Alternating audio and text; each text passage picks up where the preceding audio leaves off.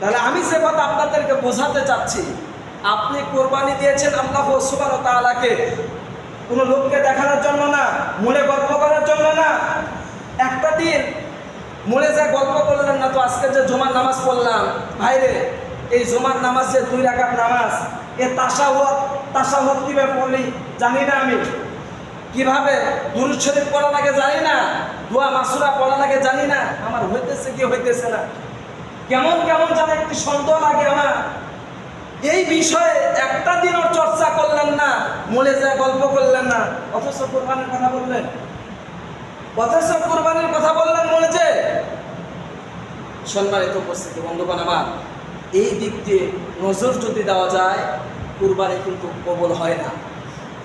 আরেকটা দিক, সেটা হচ্ছে কুরবানি এমন বস্তু হতে হবে যে বস্তুর উপর আপনার মহব্বত লাগবে, মায়া লাগবে, ভালোবাসা লাগবে।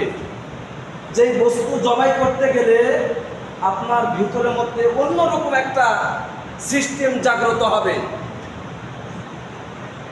কিন্তু এই জিনিস তো হয় না। ধরেন কোনো ব্যক্তি যদি 10,000 টাকা পড়ে পায়, কথার কথা পাইল না, কথার কথা, এই ব্যক্তি 10,000 টাকা পাওয়ার পর এই ব্যক্তি খরচ যদি করে, এই ব্যক্তিটার আনন্দ সহকারে খরচ হবে না, কষ্ট হবে।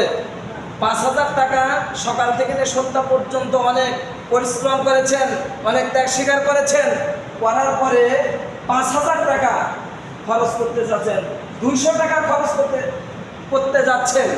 এই 200 টাকা খরচ করতে কিরকম একটা লাগবে, কথা আমার মনে হয় বুঝেন নাই আপনারা। আমাদের যাদের কুরবানি দিলে আমরা দেখতেছি বা হইতেছে, বা আমাদের কাছে ফোন দিতেছে, গল্প করতেছে, অমুক করতেছে, এই ব্যক্তিগুলির কুরবানি হচ্ছে 10,000 টাকা পোড়া পাওয়ার মতো।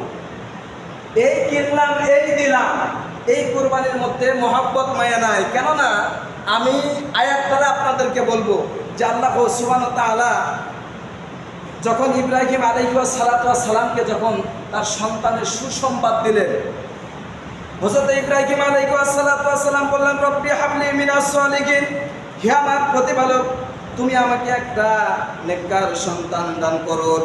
আল্লাহ সুবহানাহু ওয়া তাআলা বললেন, ফাবাশশারনাহু বিগুলামিন হালিম, অতঃপর আমি তাকে এক অতি ধৈর্যশীল পুত্র সন্তানের সুসংবাদ দান করলাম। আল্লাহ সুবহানাহু ওয়া তাআলা বলেন, আমি তাকে ধৈর্যশীল একটা পুত্র সন্তানের সুসংবাদ দান করলাম, ধৈর্যশীল। এবং কি আল্লাহ সুবহানাহু ওয়া তাআলা আরেকটি আয়াতে মধ্যে বলেন, ফালাম্মা বালাগা